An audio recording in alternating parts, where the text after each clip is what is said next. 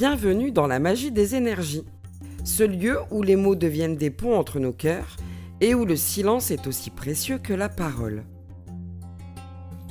Moi, c'est Célie, petite sorcière lunaire guidée par l'intuition, fascinée par les paysages invisibles de l'âme humaine, ces territoires subtils que l'on traverse sans toujours les comprendre, parfois même un peu indocile face au cadre trop étroit, mais toujours profondément engagée dans cette quête de sens, de vérité, de compréhension et de transformation intérieure qui nous invite à regarder au-delà des apparences.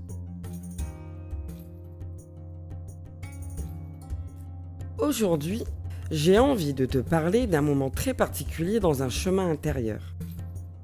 Un moment que l'on ne nomme pas toujours, mais que beaucoup traversent.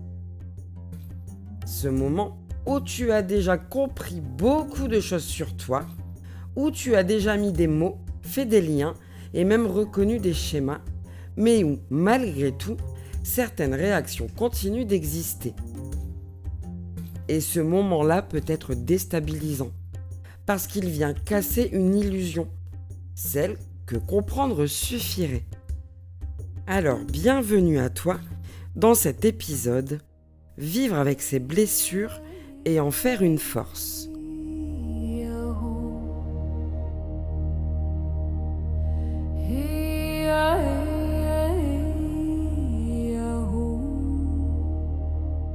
Peut-être que toi aussi, tu t'es déjà dit qu'avec tout ce que tu as appris, tout ce que tu as traversé, tu devrais être plus loin, plus stable, moins impacté par certaines situations ou même moins touché par certains comportements.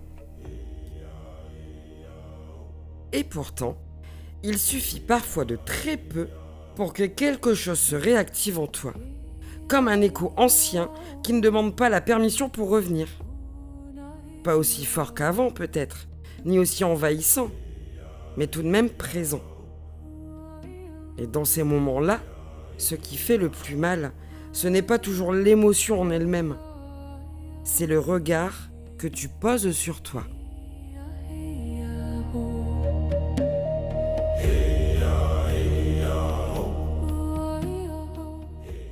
Ce regard exigeant, presque dur, qui te pousse à penser que tu devrais déjà avoir dépassé ça, que ces réactions n'ont plus leur place, ou même que tu es en train de régresser, alors qu'en réalité, ce que tu vis est profondément humain, logique même, et surtout nécessaire.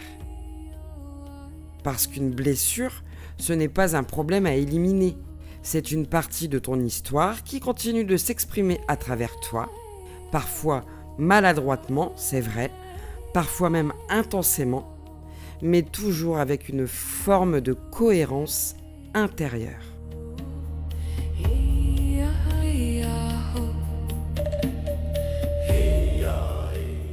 Sur le plan psychologique, ces blessures se traduisent par des mécanismes rapides, automatiques, qui se déclenchent avant même que tu aies eu le temps d'y réfléchir.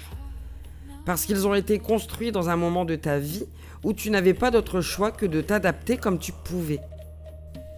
Et ces mécanismes, même s'ils ne sont plus toujours adaptés aujourd'hui, ne disparaissent pas simplement parce que tu les comprends.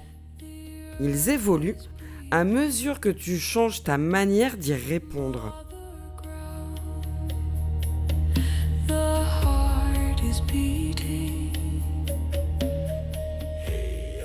Et c'est là que commence un travail beaucoup plus subtil, beaucoup plus profond, mais aussi beaucoup plus transformateur. Un travail qui ne consiste plus à corriger ni à contrôler, mais à te rencontrer différemment. À rester avec ce qui se passe en toi, même quand c'est inconfortable, même quand ça remue ou même quand une partie de toi voudrait fuir, nier ou réagir immédiatement pour ne pas ressentir.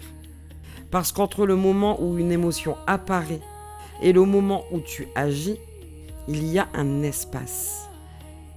Un espace très fin, presque invisible au début, mais qui contient quelque chose de précieux. Ta liberté.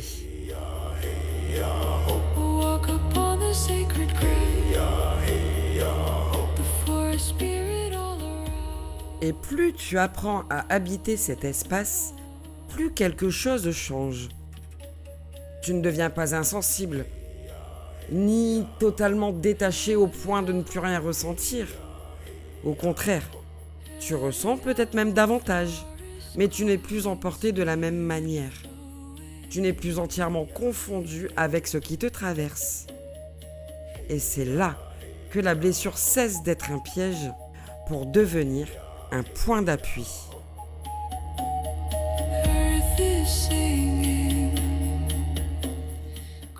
Parce qu'en réalité, ce que tu appelles aujourd'hui une faiblesse est souvent une capacité qui n'a pas encore été apprivoisée. Ta sensibilité peut devenir une finesse de perception.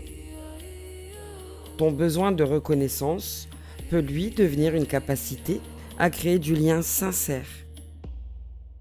Quant à ta peur de l'abandon, elle peut t'apprendre à ne plus jamais t'abandonner toi-même. Mais pour que cette transformation ait lieu, il faut arrêter de lutter contre ce que tu ressens.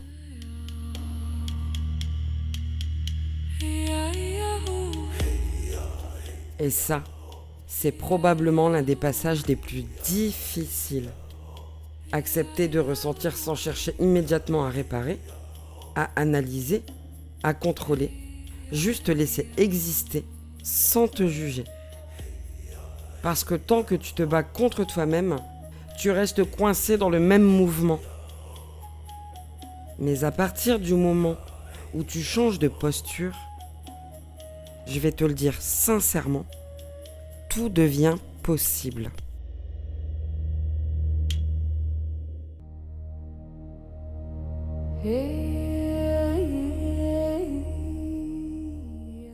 Petit à petit, sans même t'en rendre compte immédiatement, tu développes une forme de solidité intérieure qui ne repose plus sur l'absence des difficultés, mais sur ta capacité à rester présent à toi, quoi qu'il se passe. Et ça, c'est une force immense. Une force silencieuse, certes, mais une force stable et bel et bien ancrée.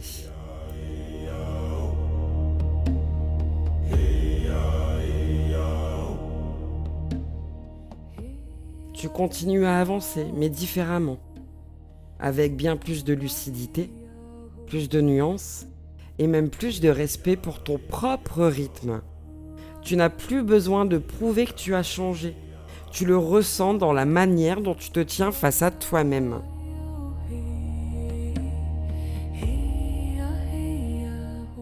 Et peut-être que sans même t'en rendre compte, tu commences déjà à devenir cette personne que tu cherchais à être. Pas parfaite, pas totalement guérie, mais profondément alignée. Quelqu'un qui peut tomber sans se perdre complètement. Quelqu'un qui peut douter sans s'effondrer. Mais aussi quelqu'un qui peut aimer sans se trahir.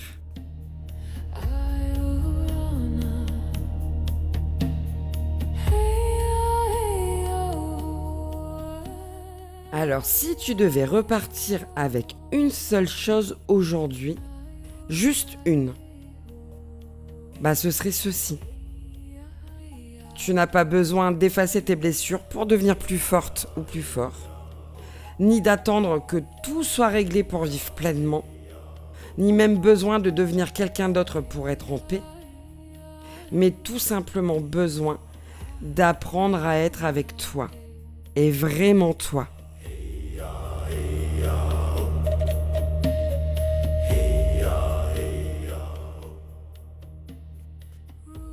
Et si aujourd'hui, quelque chose en toi a été touché, même légèrement, si certaines phrases ont résonné d'une manière particulière, alors prends ça comme un signe. Pas un signe que quelque chose ne va pas, mais plutôt comme un signe que quelque chose en toi est en train de bouger. Et ça, crois-moi, c'est très précieux.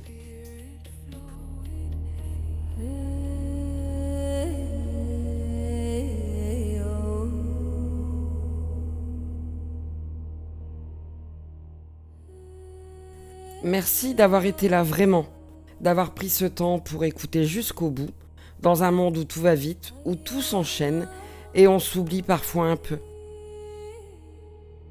Merci aussi pour vos retours, vos messages, pour ce que vous prenez le temps de partager après chaque épisode. Sachez que je lis, je ressens, et ça donne du sens à tout ce que je fais. Ce podcast, je le crée avec l'envie de proposer un espace simple, sans filtre, où tu peux te reconnaître sans avoir besoin de te justifier ou même de faire semblant. Et comme toujours, il a été écrit et réalisé par mes soins avec toute ma sincérité et mon envie de vous aider à mieux comprendre ce que nous traversons.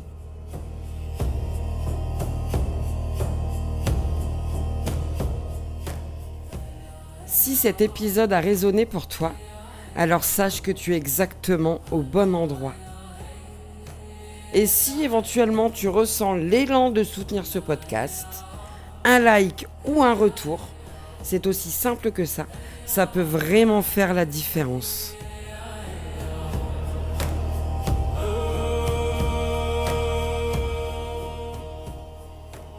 Je te dis à très bientôt pour d'autres épisodes. D'ici là, prends soin de toi.